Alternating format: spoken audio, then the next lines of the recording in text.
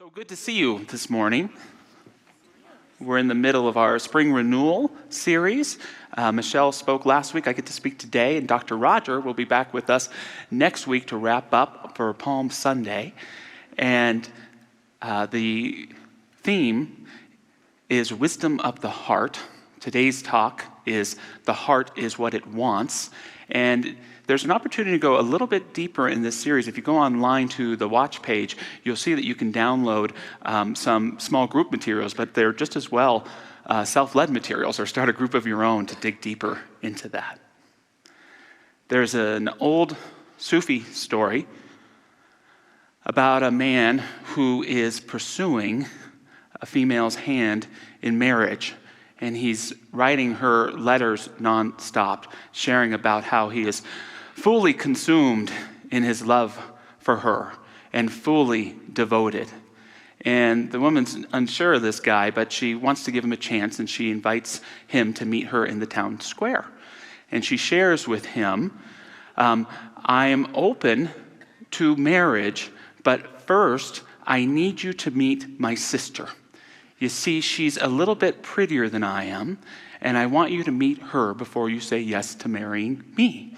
And his eyes begin to get big, and he begins to turn around because she says she's coming this way. And there's no woman there, and then all he feels is her hand slapping the back of his head. All-consuming love, total devotion. You don't know what love is. What's the meaning of this story? Perhaps on the surface that a man is only as loyal as his options. Just kidding, kind of. But like all Sufi stories, there's a deeper spiritual meaning. And for me, the meaning of this story is about contentment. What does it mean to be fully contented with the love that is in your life, in your being, and in this moment, right here and right now? It's an unfortunate thing, but I think it's true for a lot of us that we've gotten so used to the search for love that we equate that search of love for love with love itself. That we confuse the longing for love with love itself. And have yet to fully step into the art of living, which is to cultivate, nurture, and accept whole in and as you a perfect love right here and right now.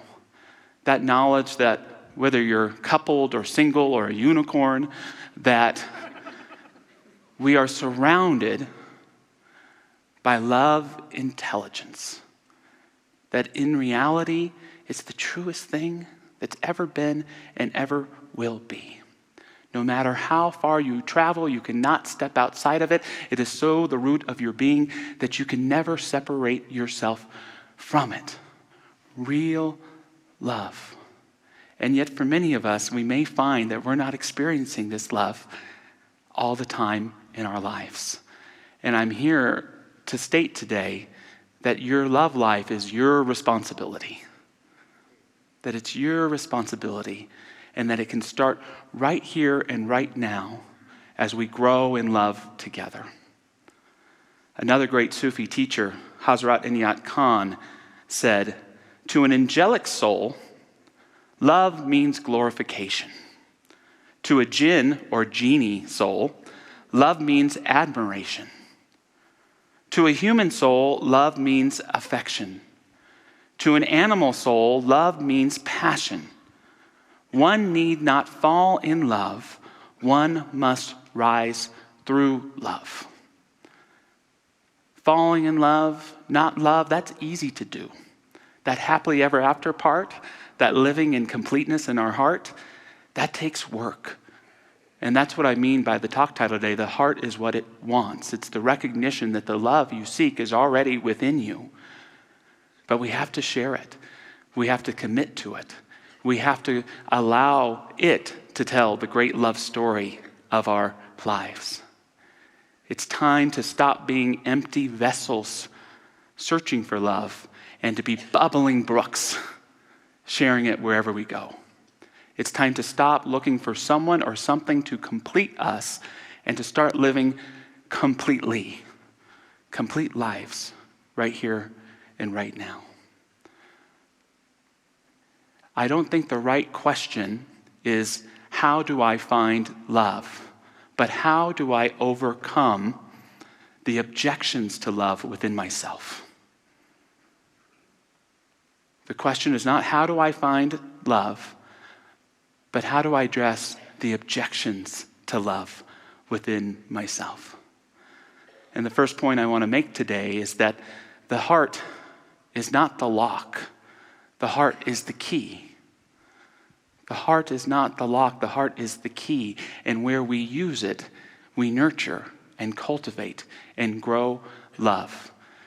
It's the most basic truth in the world, that which we seek is truly already within us.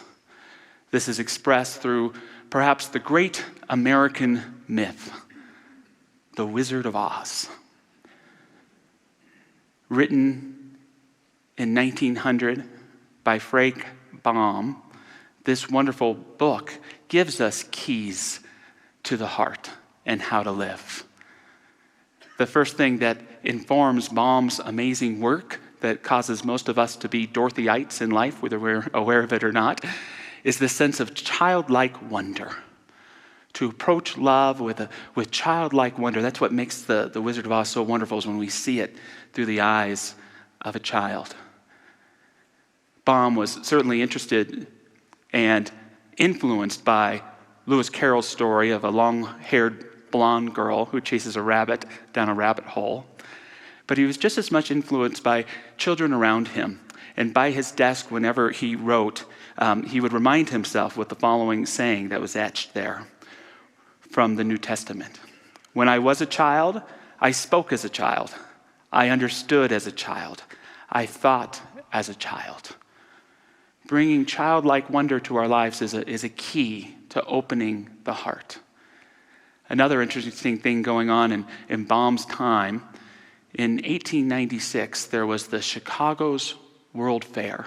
It was also the first Parliament of World Religions. And so people in our country, for the first time, were learning what is Buddhism, what is Islam, what is Hinduism.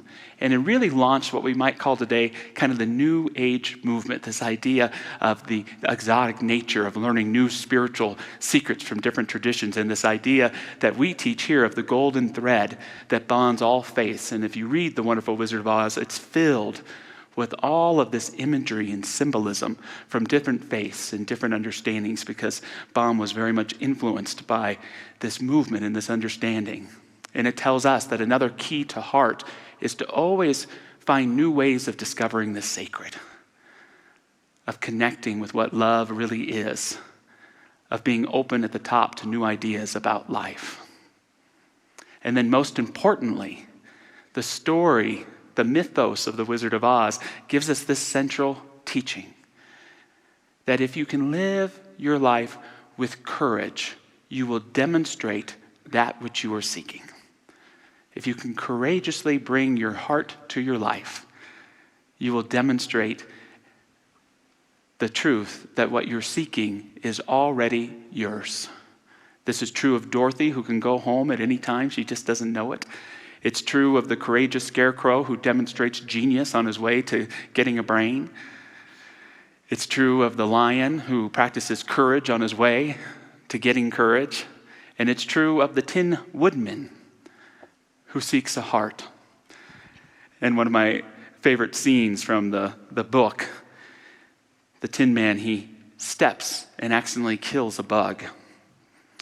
And he says, "This will serve me a lesson, to look where I step. For if I should kill another bug or beetle, I should surely cry, and crying rust my jaws so I can't speak."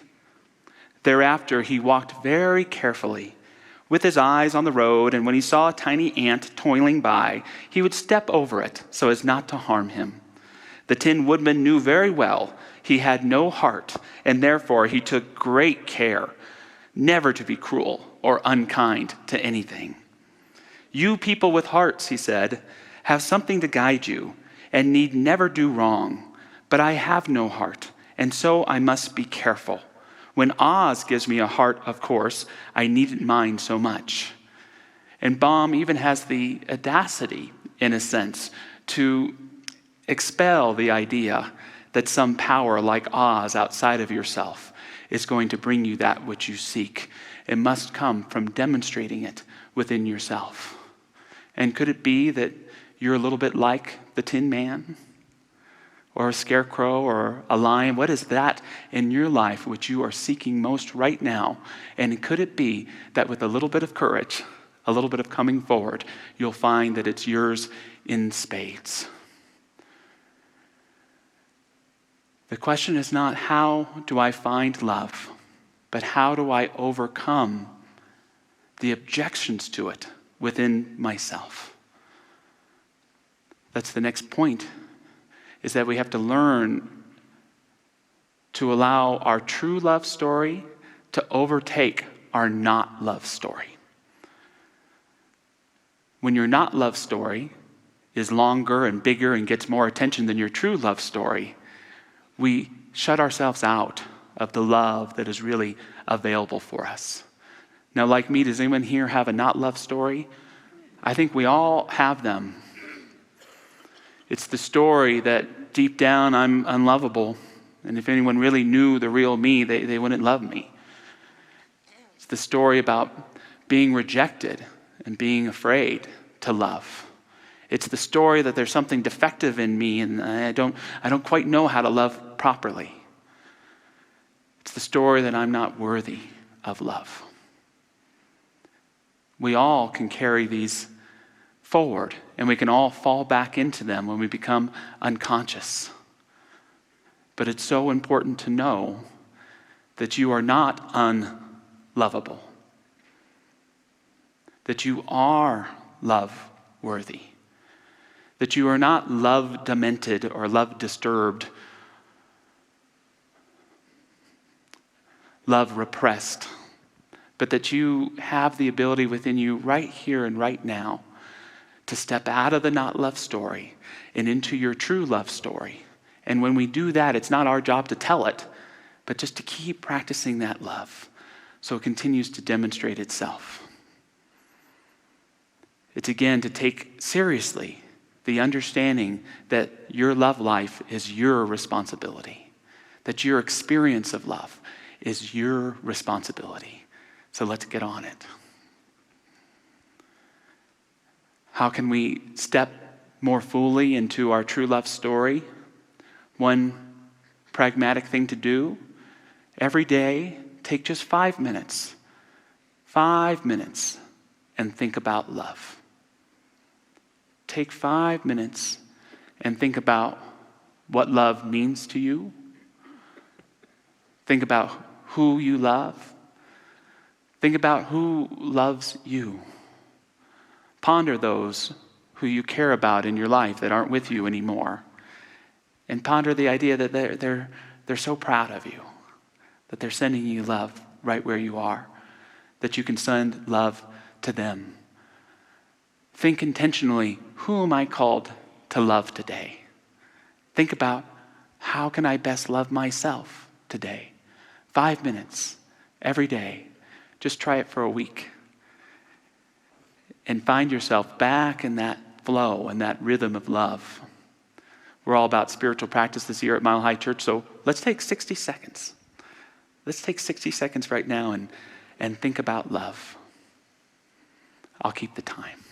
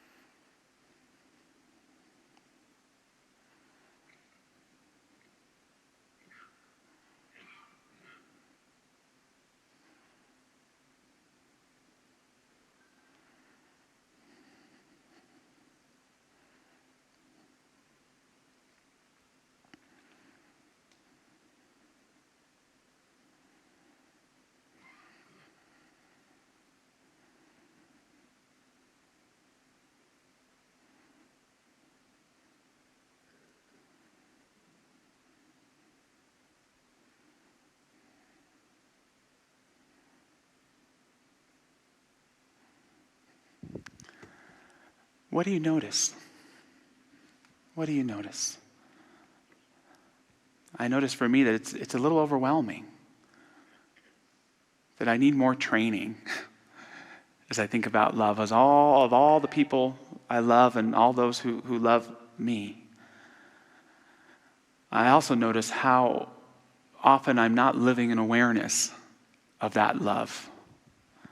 I also notice the barriers that I have built, the layers of not love that isn't letting that love in or letting it out. I notice how incredibly blessed I am.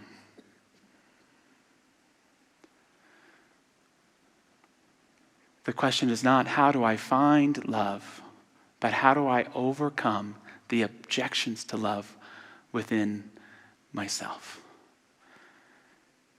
We didn't build our not love stories out of ignorance. Most of us built them as children to protect ourselves. We tried to reach out in love and someone hurt us. We tried to express some feelings and someone dismissed us. So we built a story of not love to protect ourselves from being hurt when we try to love.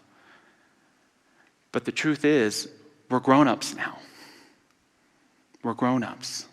Sherry Huber, the Buddhist teacher, said so many of us don't get to experience functional adulthoods because we haven't survived our inner childhood. And for so many of us, it now takes the articulation of boundaries, the understanding of who we really are that no one can take from us, the ability to have that courage to share from a deep place of heart and vulnerability and transparency, to build and cultivate a greater sense of love in our lives, to understand indeed that the heart is what it wants and that all is being called for is a greater expression of that heart of who you are.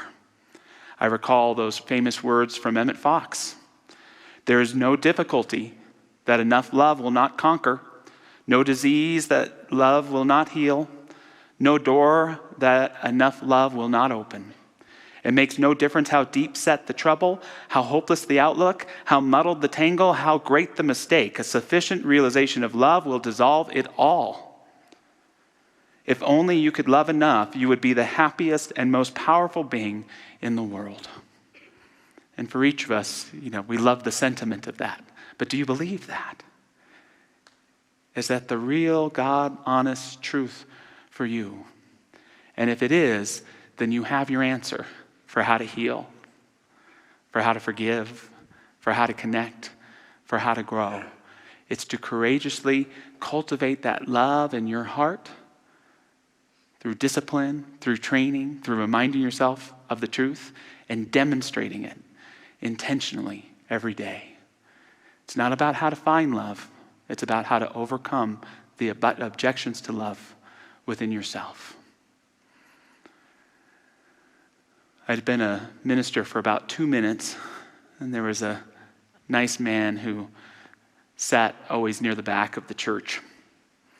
And we built up an acquaintance, and one Sunday he came up in the line and he said to me that he had been diagnosed with terminal cancer. And he just had a few weeks to live. And he was wondering if I would meet with him so that he could make a confession. And I wanted to share with him, I'm not that kind of minister.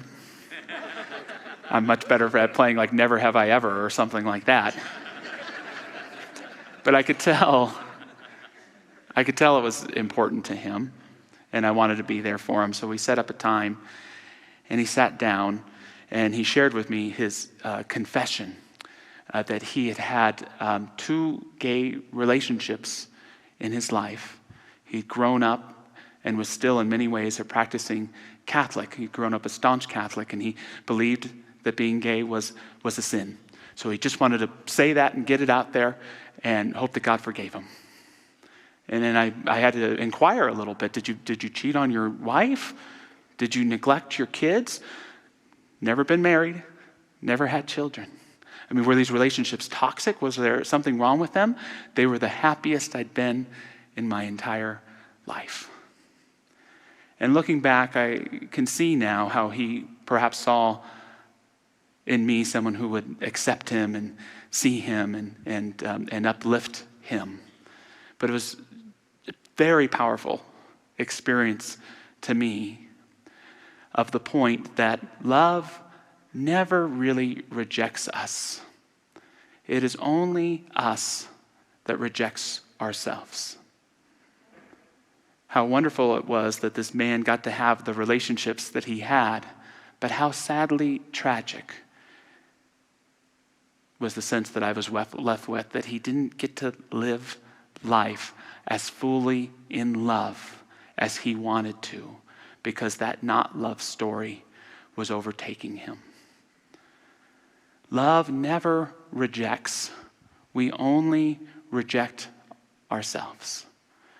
Billy Bragg, the great English musician, has a lyric. He says, do you know what love is?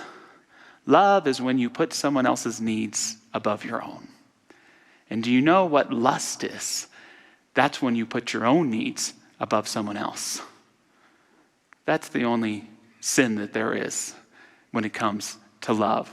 When it becomes the lust that abuses or manipulates or controls or mistreats.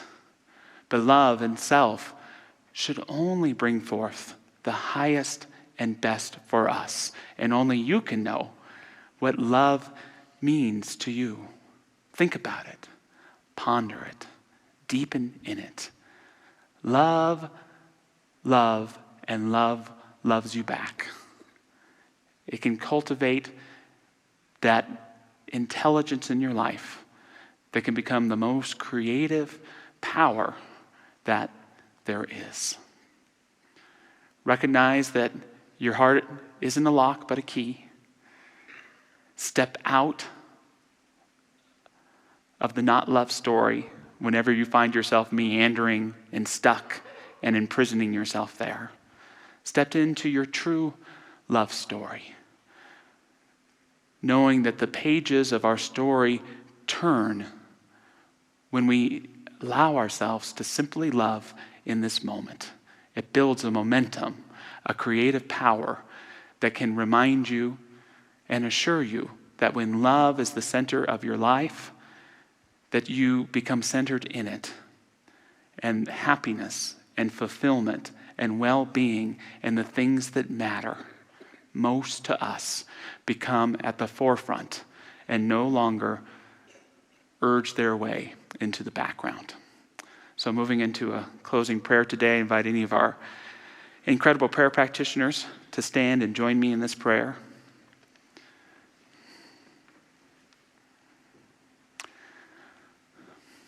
Let's think about love.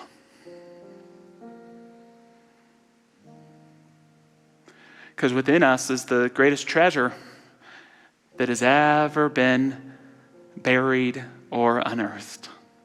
It is the treasure of everyone you've ever loved and everyone who's ever loved you.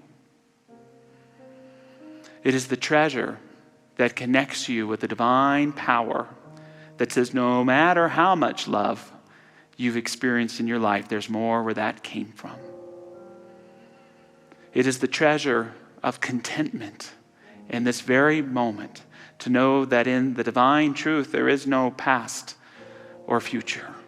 There is only this infinite now, this indeed endless chord of love that when we look back through the eyes of love, we can see winding and guiding and connecting us in so many different places.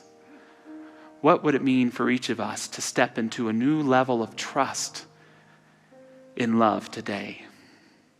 To live with a greater degree of heart, which simply means to represent that when we live from heart, we provide ourselves all that we are looking for and all that we need. We begin to see our heart as something that isn't just within us, but that encompasses us, embraces us, and moves us forward. A life with heart is well lived. And I speak my word knowing the worthiness, the love worthiness, the life worthiness of each and every person connecting with this prayer today. And may we send it to loved ones so they know it as well. Getting back to love, getting back to heart. We build a foundation for the highest and best to grow and take hold in our lives. And so it is.